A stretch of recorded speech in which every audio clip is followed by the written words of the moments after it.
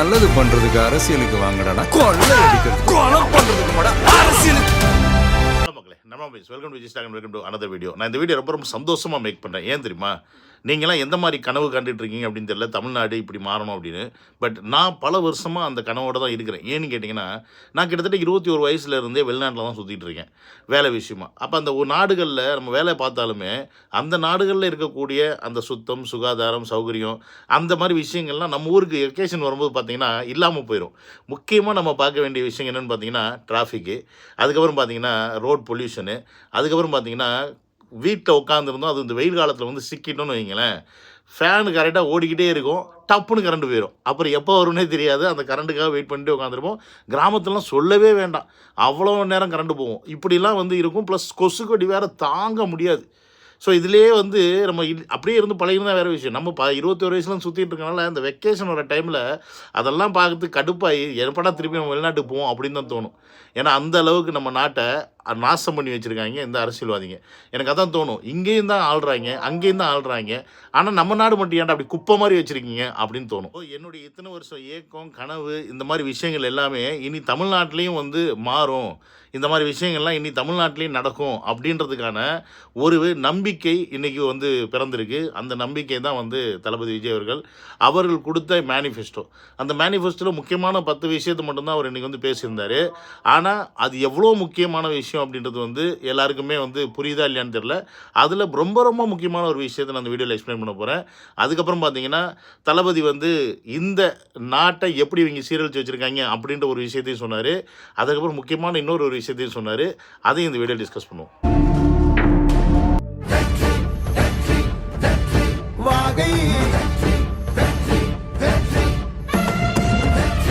உங்களுக்கு இப்போ அரபு நாட்டோட சுச்சுவேஷன்ஸ் எல்லாமே தெரியும். ஏன்னா ஈரான் இஸ்ரேல் வார்னால பல பேர் இங்கே வந்து வேலை இழந்திருக்காங்க. ஸோ அப்படி ஒரு சூழலில் தான் நானும் இருக்கிறேன். எஸ், கடந்த 2 மாதமாச்சு எனக்கு வேலை போய் பண்ணுறதுக்கு எனக்கு உங்களுடைய சப்போர்ட் தேவை.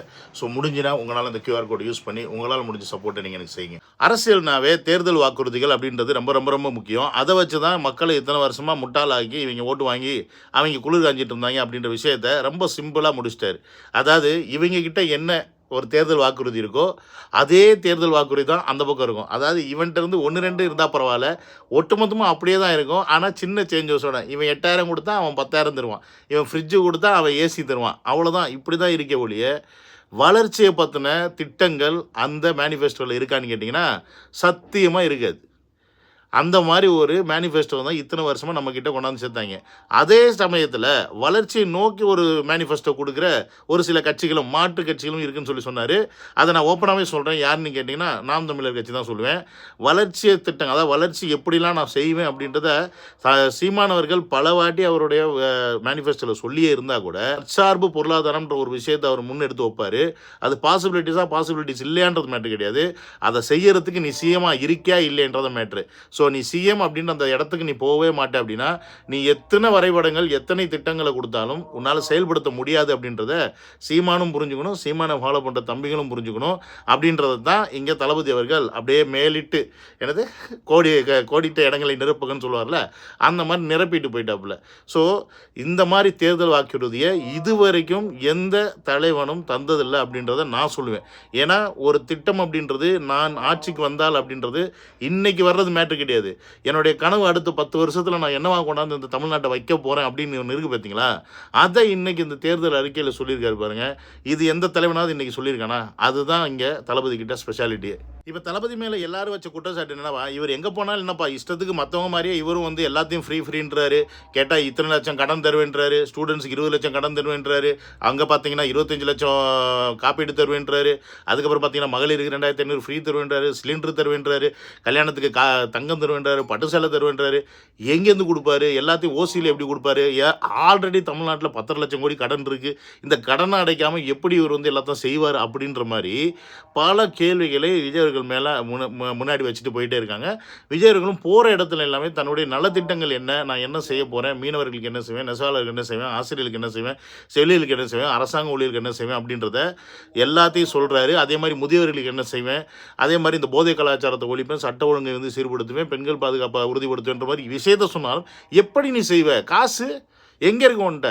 இங்கே தான் 10 லட்சம் கோடி கடன் இருக்கு. தமிழ்நாட்டுடைய வருவாயே வருஷத்துக்கு 3 மாதத்துக்கு 3 லட்சம் கோடி தான். சாரி, வருஷத்துக்கு 3 லட்சம் கோடி தான். நீ இங்கே 4 லட்சம் கோடி வருஷத்துக்கு செலவு பண்ணிட்டு இருக்க. அதனால தான் நான் 1 லட்சம் கோடி கடன் வாங்கி நான் அங்கே இந்த வருஷம் 10 லட்சம் கோடி ஆகிப்போச்சுன்னு திமுக வந்து ஒரு மிகப்பெரிய ஒரு பாயிண்ட் எடுத்து வைக்கிறாங்க. ஏன்னா இங்கே எனக்கு வருவாய் 3 லட்சம் கோடி தான் வருது, ஆனால் நலத்திட்டங்கள் உதவி எக்ஸ்ட்ரா 1 லட்சம் கோடி நான் செலவு பண்ணிக்கிட்டு இருக்கேன், அதனால நான் அங்கேருந்து வாங்குறேன், இங்கே உலக வங்கியிலேருந்து நான் வாங்கி இங்கே கொடுக்குறேன் அப்படின்ற ஒரு விஷயத்தை சொல்கிறாரு. ஆனால் இது எப்படி நீ வந்து நீனும் அதே இலவச திட்டத்தை சொல்கிற, ஆனால் நீ மட்டும் எப்படி இதெல்லாம் சாத்தியப்படுத்துவ அப்படின்ற கேள்வியை திமுக தரப்புலேருந்து வைக்கிறாங்க. அதுக்கு தான் அவர் முக்கியமான ஒரு விஷயத்த சொன்னார். தமிழ்நாட்டுடைய வளர்ச்சி 2036க்குள்ள 1.5 ட்ரில்லியன் பொருளாதாரம் அப்படின்ற ஒரு விஷயத்தை பதிவு பண்ணார். நீங்கள் எத்தனை பேர் அதை கவனிச்சிங்கன்னு தெரியல. அது கவனிச்சிருந்தாலும் உங்களுக்கு புரியறதுக்கான வாய்ப்பும் கிடையாது. 1.5 ட்ரில்லியன் பொருளாதாரம் அப்படின்றது கிட்டத்தட்ட 1.5 லட்சம் கோடி வருவாய் ஈட்டுதல் அப்படின்ற அர்த்தம். நீங்கள் நினைக்கலாம் 1.5 லட்சம் கோடி என்ன, அதை வருஷத்துக்கு 1 லட்சம் கோடி கடன் வாங்குறாங்க, இவரு 1.5 லட்சம் கோடி வருவாய் ஈட்டுறேன். நான் சொல்கிறது 1.5 ட்ரில்லியன் டாலர். ஏன்னா எப்பயுமே நம்மளுடைய கணக்கு வழக்கெல்லாம் பார்த்தீங்கன்னா இந்தியன் ருபீஸில் போட மாட்டாங்க, வரவு செலவு எல்லாமே டாலர்ஸில் தான் கால்குலேட் பண்ணி தான் போடுவாங்க. அப்படி பார்த்தீங்கன்னா 1,20 லட்சம் கோடி பொருளாதாரத்தை நான் உருவாக்குவேன். எப்போ? 2036க்குள்ளே. இப்போ 2026, என்ன நீ சிஎம்மாக்கு 2036க்குள்ளே கிட்டத்தட்ட உன்னுடைய, அதாவது தமிழ்நாட்டுடைய வருவாயை 1,20 லட்சம் கோடி வருவாயாக நான் உற்பத்தி பண்ணுவேன் அப்படின்னு ஒரு இலக்கை வைக்கிறார். அதாவது தமிழ்நாட்டுடைய ஜிஎஸ்டிபி வருஷத்துக்கு எவ்வளோ தெரியுமா? கிட்டத்தட்ட 36 லட்சம் கோடி. அது வந்து போன வருஷத்தோட கேல்குலேஷன். ஜிஎஸ்டிபி என்னன்னு கேட்டிங்கன்னா கிராஸ் ஸ்டேட் டொமஸ்டிக் ப்ராடக்ட். அதாவது ஒரு வருஷத்துக்குள்ளே நம்ம நாட்டில் உற்பத்தி ஆகிற பொருளாதாரம் ஒட்டுமொத்தமாக, அது என்ன வேணா இருக்கட்டும், இண்டஸ்ட்ரியலாக இருக்கட்டும், விவசாயமாக இருக்கட்டும், இல்லை நெசவாலாக இருக்கட்டும், எதுவாக இருக்கட்டும், இது எல்லாமே சேர்த்து நம்ம வருஷத்துக்கு ஜிஎஸ்டிபி வந்து 36 லட்சம் கோடி. ஸோ இதில் இருந்து தான் ஒரு 10% இல்லை 12% நம்மளுடைய வருவாயாக வரும். அதை தான் நம்ம பட்ஜெட்டாக எடுத்து போடுறது. அதனால தான் நமக்கு வருஷத்துக்கு 3.5 லட்சம் கோடி அப்படின்றத வருவாயை நமக்கு கணக்கு காட்டுறோம். உங்களுக்கு புரியுதுன்னு நினைக்கிறேன் நான் இப்போ. ஓகேங்களா? ஸோ அப்போ இந்த வருவாயை ஈட்டுறதுக்கு பேர் தான், ரெவென்யூ இன்க்ரீஸ் பண்ணுறதுக்கு பேர் தான் பொருளாதாரம். அரசோட இப்போ மொத்த கடன் எவ்வளோன்னு பார்த்தீங்கன்னா 10 லட்சம் கோடி வச்சுக்கோங்களேன். ஏன் புள்ளி இல்லைன்னு நான் சொல்கிறேன், புள்ளினா சொன்னால் கன்ஃபியூஸ் ஆயிரும். 10 லட்சம் கோடி இப்போ இந்த வரப்போகிற இந்த மார்ச்சில் நிதி ஆண்டில் பார்த்தீங்கன்னா 10 லட்சம் கோடின்னு கணக்கு பண்ணி வச்சுருக்காங்க. அப்போ இந்த 10 லட்சம் கோடி அப்படின்றது மிகப்பெரிய அமௌண்ட்டான்னு கேட்டிங்கன்னா, இந்த 36 லட்சம் கோடி வருவாயில் நீங்கள் கணக்கு பண்ணிங்க அப்படின்னா அது ஒரு 26% வருது. 26% அப்படின்றது தமிழ்நாடை பொறுத்த வரைக்கும் இப்போதைக்கு மிதமிஞ்சிய கடன் கிடையாது. ஆனால் இதுக்கு மேலே போச்சு அப்படின்னா நம்ம சிக்கிடுவோம். பட் இந்த கடனை நம்ம குறைக்கணும் அப்படின்னா நம்மளுடைய வருவாயை மேம்படுத்தணும். நம்ம திருப்பி அந்த 31 லட்சம், 32 லட்சம், 35 லட்சம் இந்த கோடிக்குள்ளேயே நம்ம வருவாயை ஈட்டிக்கிட்டு இருந்தோம் அப்படின்னா நம்மளுடைய கடன் தொகை மேலும் மேலும் ஏறும். ஏன்னா இவங்க 8,000 கொடுக்குறான், அவன் 10,000 கொடுக்குறான், அவன் ஃப்ரிட்ஜு கொடுக்குறான், அவன் ஏசி கொடுக்குறான், எங்கேருந்து கொடுப்பான்? திருப்பி கடன் வாங்குவான். கடன் வாங்கி எங்கே போடுவான்? இங்கே போடுவான். அப்போ என்ன பண்ணுவான்? வட்டி இங்கே வரி ஏற்றுவான். வரி ஏற்றினோன்னா எங்கே போடும்? நம்ம தள்ள ஏற்றும்.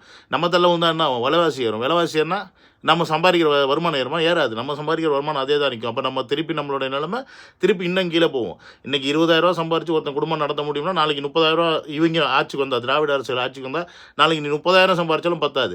இன்றைக்கி 30,000 சம்பாதிக்கணுக்கு 50,000 சம்பாரிச்சாலும் பத்தாது. ஸோ இந்த நிலைமைக்கு உங்களை கொண்டு போவாங்களே ஒழிய இந்த 20,000 சம்பாதிச்சாலும் அதிலிருந்து என்னால் ஒரு 2,000 சேமிக்க முடியுமா அப்படின்ற அந்த நிலைமைக்கு நம்ம போவோமான்னு கேட்டிங்கன்னா இந்த திராவிட ஆட்சியில் திருப்பி வந்தால் போகவே மாட்டோம். இதுக்கு நம்ம போகணும். நமக்கு வந்து நம்ம அந்த நம்மளுடைய செலவுகள் குறையணும் அப்படின்னா நம்மளுடைய வருமானம் ஏறணும், நம்ம நாட்டுடைய கடன் குறையணும் அப்படின்னா நம்மளுடைய வாழ்க்கை மேம்படும். இதை தான் வந்து தளபதி அவர்கள் இலக்கா வச்சு 2036க்குள்ளே 1.5 ட்ரில்லியன் பொருளாதாரம் அப்படின்றாரு. கிட்டத்தட்ட 1,20 லட்சம் கோடி, என்னது 1,20 லட்சம் கோடி வருவாய் 10 வருஷத்துக்கு பொருளாதாரம் இன்க்ரீஸ் பண்ணணும்னு சொல்கிறார் தமிழ்நாட்டுக்கு. உதாரணத்துக்கு நீங்கள் 100 ரூபா இப்போ சம்பாதிக்கிறீங்க அப்படின்னா இன்றைக்கி உங்களுடைய கடன் எவ்வளோன்னு பார்த்தீங்கன்னா 26 ரூபா. ஆனால் இதே தளபதி விஷனில் நம்ம போகிறோம் அப்படின்னா நீங்கள் 100 ரூபா சம்பாதிக்கிறீங்க, இல்லை நீங்கள் 200 ரூபா சம்பாதிச்சிங்கன்னா உங்களுடைய கடன் 13 ரூபா தான் இருக்கும்.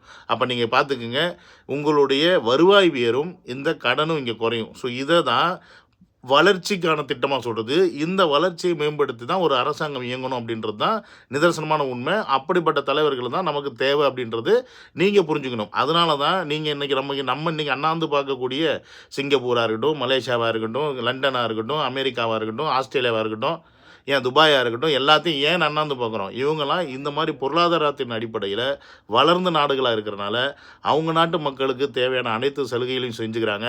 அதே மாதிரி நம்மை போன்றவர்கள் இந்த நாட்டுக்கு பொழப்பு தேடி வர்றோம். இது நீங்கள் நல்லா புரிஞ்சுக்கணும். ஸோ அப்போ இங்கே பொருளாதாரம் வளரும்போது நம்ம நாட்டில் இருக்க மக்கள் நல்லாவும் வாழ முடியும்.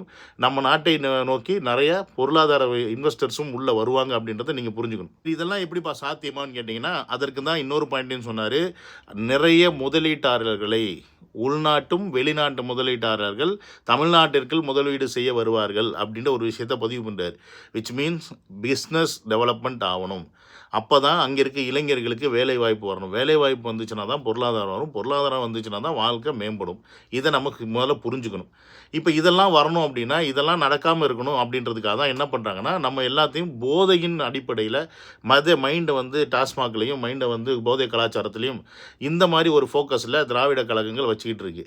இங்கே தளபதி அவர்கள் இந்த அறிக்கையில் ஒன்று சொன்னார். இதெல்லாம் நாங்கள் கண்டிப்பாக செய்வோம். என்னது நடைமுறை சாத்தியம் உள்ள திட்டங்கள், இதை நான் கண்டிப்பாக செய்வேன், 100% செய்வேன், நீங்கள் நம்பலான்றார்.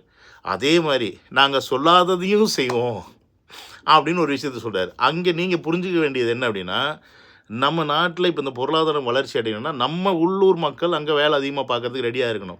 ஆனால் இங்கே இப்போ தமிழ்நாட்டில் யார் அதிகமாக வேலை பார்க்குறா? வெளி மாநிலத்தில் வந்து நிறைய பேர் வேலை பார்க்குறாங்க. காரணம் என்னென்னா, நம்ம ஊரில் இருக்கிறவங்க சரியாக வேலை பார்க்க மாட்டேங்கிறாங்க. என்ன பண்ணுறது? காலையில் போகிறது, சாயந்தரம் வர்றது, டாஸ்மாகில் போகிறது, செலவு பண்ணிட்டு திருப்பி வீட்டுக்கு வந்து படுத்துறது, அடுத்த நாள் வேலைக்கு போகிறதில்ல. இந்த மாதிரி இருக்கிறனால உள்நாட்டில் வேலை முதலீடு பண்ணுற முதலாளிங்க நம்ம மக்களே எடுத்து வேலைக்கு வைக்கிறதில்ல. அவங்க பேசாமல் எங்கேயாவது பீகார்லேருந்து அந்த பக்கம் ஆந்திராவிலேருந்து எங்கேயாவது ஆளுங்களை கூப்பிட்டு வந்து இங்கே வேலை பார்த்துட்டு இருக்காங்க. அவங்களுக்கு ரெவன்யூ வருது, அவங்களுக்கு தங்க இடம் கொடுத்துட்றாங்க, சாப்பாடு கொடுத்துட்றாங்க, சம்பளம் கம்மியாக கொடுத்தாலும் வாங்கிட்டு இருந்துடுறாங்க. ஆனால் நம்ம ஆளுங்க அப்படி இருப்போமா? இன்றைக்கி வேலைக்கு போவோம், நாளைக்கு லீவு போட்டு வீட்டுக்கு போயிடுவோம், இல்லை எங்கேயாவது தண்ணியை போட்டு படுத்துருவோம். ஸோ இந்த பிரச்சனைலாம் இருக்கிறதுனால இதை கட்டுப்படுத்தணும், இதை நம்ம டெவலப்மெண்ட் ஆக்கணும், வளர்ச்சியில் கொண்டு போகணும் அப்படின்னா, அப்போ அந்த போதை கலாச்சாரம்னு ஒன்று பார்த்தீங்களா, அதை ஒழிக்கணும் அப்படின்னு ஒரு விஷயத்தை பதிவு பண்ணுறாரு. அதை ஓப்பனாக டாஸ்மாக் தான் சொல்ல வேண்டியதானே, ஓப்பனாக இதுதான் சொல்ல வேண்டியதானே? அதுதான் அப்படி சொல்லலாம் முடியாது. அது போதை கலாச்சாரத்தை ஒழிக்கணும் அப்படின்னா அதற்கான வரவுகள் திட்டங்களை கண்டிப்பாக நடைமுறைப்படுத்துவாங்க. அது ஆட்சி அமைஞ்சதுக்கு அப்புறமா தான் அதை செயல்படுத்த முடியும். அதுக்கு முன்னாடி நம்ம சொன்னோம்னாலும் அது யூஸ் இல்லை. எப்படி நான் வளர்ச்சியை கொடுப்பேன் அப்படின்ற விஷயத்தை மட்டும்தான் இந்த இடத்துல பதிவு பண்ணியிருக்காரு ஒழிய, என்னெல்லாம் நான் இன்னும் செய்வேன் எக்ஸ்ட்ரா அப்படின்றத சொல்லவே இல்லை. அது சஸ்பென்ஸாகவே வச்சுருக்காரு. நம்ம துப்பாக்கி படத்தில் சொல்கிற மாதிரி இந்த 2 திராவிட கட்சிகளையும் சஸ்பென்ஸோடய செத்து போங்கடா அப்படின்றாருல, அந்த மாதிரி அது. அதுக்கப்புறம் பார்த்தீங்கன்னா, இந்த முதியோர்களுக்கு வந்து சொன்ன விஷயமா இருக்கட்டும். ஏன்னா எங்கள் அம்மா கேட்டுகிட்டே இருந்தாங்க, என்னப்பா எல்லாத்துக்கும் திட்டம் அறிவிச்சார், எங்களுக்கெல்லாம் ஒன்றும் சொல்லல, வருவார் வெயிட் பண்ணுங்க அப்படின்னு. இந்த 3000 எக்ஸ்ட்ரா கொடுத்துருக்கேன் அப்படின்ற மாதிரி 3000 வந்து அவங்களுக்கு வரும் அப்படின்ற மாதிரி சொல்லியிருக்காரு. அதுக்கப்புறம் பார்த்தீங்கன்னா வந்து அரசு ஊழியர்களுக்கு வந்து நிரந்தர வேலை, அதெல்லாம் வந்து ஆல்ரெடி சொன்னது தான், எல்லா இடத்துலையும் வந்து அறிக்கையாக விட்டுருக்காரு. பட் இந்த மாதிரி முக்கியமான பல திட்ட அறிக்கைகளை மட்டும்தான் இன்றைக்கி அவர் வந்து படித்தார். மொத்த மேனிஃபெஸ்டோவும் ரிலீஸ் பண்ணியிருப்பாங்க. அது பிடிஎஃப்ல வரலாம், இல்லை நெட்டில் வரலாம். அது எதில் வருதோ அதை பார்த்து நீங்கள் மொத்தத்தையும் படித்து நீங்கள் பண்ண வேண்டியது என்னென்னா, உங்கள் வீட்டில் இருக்க பெற்றவங்களுக்கு நீங்கள் எக்ஸ்பிளைன் பண்ணணும். இது இப்படி பார்த்தீங்க, இது வந்தால் இப்படி செய்வோம்னு சொல்லியிருக்காங்க. அதனால் தயவு செஞ்சு இவருக்கு ஓட்டை போடுங்க, திரும்பி கொண்டு போய் அந்த திராவிட கட்சியில் போட்டு 8000 10,000க்கு எங்கள் வாழ்க்கையை நாசம் பண்ணி தொல்லாதீங்களா, நீங்களாம் சீக்கிரம் செத்து போயிடுவீங்க, நாங்கள் தான் இன்னி வாழணும், எங்கள் வாழ்க்கையை பார்த்தாது நீங்கள் திருந்துங்கடா அப்படின்னு சொல்லி அப்போ ஆத்தாள்கிட்டையும் தாத்தா பாட்டிகள்கிட்டையும் மாமா மச்சாங்கள்கிட்டையும் சண்டையை போடுற வேறு வழியை பாருங்கள். வேறு ஆப்ஷனே கிடையாது நமக்கு. நான் ஒரு விஷயத்தை நல்லா சொல்கிறேன், நோட் பண்ணிக்கிங்க. என்னுடைய அனுபவத்தில், இத்தனை வருஷ அனுபவத்தில் இப்படி ஒரு வளர்ச்சி திட்டத்தோட தமிழ்நாட்டை வளர்ச்சி பாதையில் கொண்டு போகக்கூடிய ஒரு தலைவனை இது வரைக்கும் நான் பார்த்ததில்லை.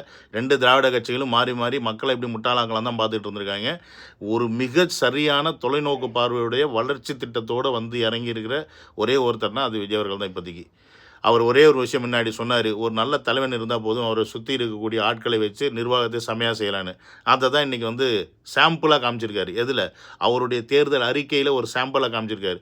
சாம்பிளாக காமிச்ச ஒருத்தருக்கு பதவி மட்டும் இருந்தால், அதிகாரம் மட்டும் இருந்தால் அதை செயல்படுத்த முடியுமா? முடியாது. நல்லா யோசிச்சு பாருங்கள் மக்களே. நமக்கு இன்றைக்கி படித்தவன் ஸ்விக்கி சொமோட்டான்னு ஓட்டிட்டு தெரியிறான். ஆட்டோக்காரங்களுக்கு ஆளு கிடைக்காம ப்ரைவேட் ஊபர் லொட்டுலஸுக்குன்னு இருக்குது. எல்லாத்தையும் நடைமுறை சரியாக படுத்தினால், எல்லாத்துக்கான வருவாய் கரெக்டாக இருந்துச்சுன்னா யாரும் எக்ஸ்ட்ரா கேட்க போகிறதும் கிடையாது, யாரையும் போட்டு சாவடிக்க போகிறதும் கிடையாது. அப்புறம் இந்த முக்கியமாக இந்த போதை கலாச்சாரத்துலேருந்து வெளியில் வந்துட்டாவே ஆட்டோமேட்டிக்காக குடும்பம், குட்டி, வேலை அப்படின்ற மைண்ட் செட்டுக்குள்ளே போயிடுவோம். ஸோ அந்த மைண்ட் செட்டு இருந்துச்சுனாவே ஆட்டோமேட்டிக்காகவே ஒரு நாட்டுடைய வளர்ச்சி தடுக்கப்படாது. இதை நீங்கள் முதல்ல புரிஞ்சுக்கணும். பல நாடுகள் நாசமாக போய் சீரழிஞ்சதுக்கு முக்கியமான காரணம் அந்த நாட்டில் போதை கலாச்சாரம் அதிகமாக இருந்தது தான். அந்த மைண்டுக்குள்ளே மக்களை புகுத்திட்டு அந்த நாட்டுடைய வளத்தையும் அவங்களுடைய நிலத்தையும் அவங்களோட உழைப்பையும் ரத்தத்தையும் சுரண்டிக்கிட்டு இருக்க பல நாடுகளில் இன்றைக்கி தமிழ்நாடும் ஒன்றா இருக்குது. அதிலேருந்து நீங்கள் வெளியில் வரணும் அப்படின்னா நமக்கு கிடைச்சிருக்க ஒரே வாய்ப்பு. கொடுக்குறனால ஒன்றும் கெட்டு போகிறது கிடையாது. 5 வருஷம் எத்தனையோ 50 வருஷமாக கொடுத்தாச்சு இவங்கள்ட்ட மாற்றி ஒரு 5 வருஷம் கொடுத்து தான் பார்க்கலாமே அப்படின்னு யோசிங்க. யாருன்னா நான் ஏன்பா இவருக்கு ஓட்டு போடணும் அப்படின்னு நினைக்கிற அந்த மென்டாலிட்டி இருந்தீங்கன்னா கொடுக்குறனால ஒன்றும் கெட்டு போயிடக்கூடாது, நீ தான் போல் சம்பாதிக்க போகிற, நீ தான் சாப்பிட போகிற, நீ தான் குடும்பத்தை பார்க்க போகிறன்ற அதே மைண்ட் செட்டை வச்சுக்கிட்டு ஒரு 5 வருஷம் கொடுத்து பார்ப்பாங்க. அதற்கப்புறம் என்ன அப்படின்றத அடுத்த 5 வருஷத்தில் நீங்களே முடிவு பண்ணுங்கள். நம்ம வீடியோ போட வேண்டிய அவசியம் கூட இருக்காது. ஏன்னா அவ்வளோ நம்பிக்கை நமக்கு இருக்குது. அதெல்லாத்தும் அந்த செயல் திட்டங்கள் எல்லாமே நடைமுறைப்படுத்தப்படும் அப்படின்றத நான் உறுதியாக நம்புகிறேன். ஸோ அதே நம்பிக்கை உங்களுக்கு இருந்துச்சுன்னா தளபதி ரிக்வஸ்ட் பண்ண மாதிரி எல்லாரும் வீட்டுக்கு வீடு வாசலில் இனி கோலத்துக்கு பதிலாக விசில் சின்னத்தை வரைஞ்சிட்டு 2026 ஏப்ரல் 23 காலங்காத்தால் வாக்குச்சாவடியில் போய் உங்களுடைய வாக்கை விசில் சின்னத்தில் செலுத்திவிட்டு நல்ல ஒரு வாழ்க்கையை தொடங்கிறதுக்கான ஒரு வருஷமாக இந்த 2026 வச்சுக்கோங்க. அவ்வளோதான் என்னால் சொல்ல முடியும். இதோட அடுத்த வீடியோவில் பார்க்குறேன். See you, love you all, take care, bye bye.